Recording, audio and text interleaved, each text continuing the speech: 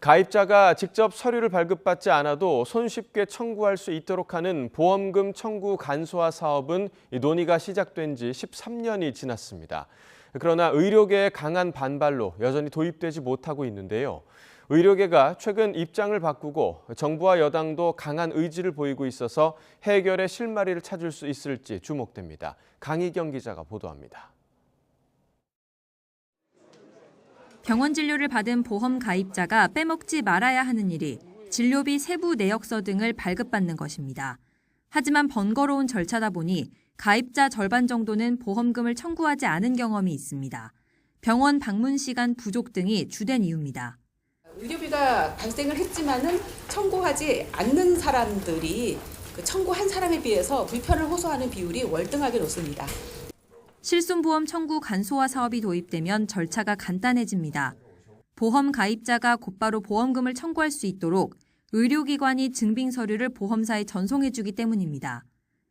논의는 2009년부터 이어져 왔지만 보험업계의 끝없는 요청에도 여전히 국회 문턱을 넘지 못하고 있습니다. 가장 큰 이유는 의료계 반발입니다. 환자 개인정보가 노출된다는 점 등을 이유로 들지만 속내는 비급여 항목이 전산화되는 걸 꺼린다는 지적이 큽니다. 의료계는 대신 공공기관인 건강보험심사평가원이 아닌 민간 핀테크 업체를 중개기관으로 한다면 서비스 도입에 찬성한다고 입장을 바꿨습니다. 저희는 이 서비스 진행을 찬성합니다. 그러나 공공기관, 특히 심평원을 중개기관으로 해서 의료기관이 자료를 의무적으로 전송하는 강제적인 법에는 찬성할 수 없습니다.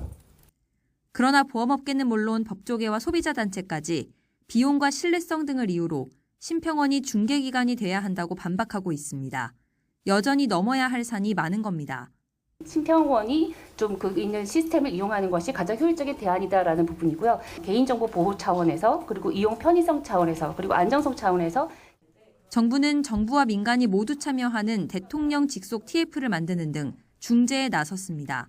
이미 유사한 형태로 논의를 하고 있고요. 의료계 쪽에서 찬성을 보여주신 입장이기 때문에 이제 보험업계도 이와 관련하여 다시 이제 검토를 하고 연말까지 구체적 방안을 마련한다는 목표로 논의를 진행해 나간다는 방침입니다.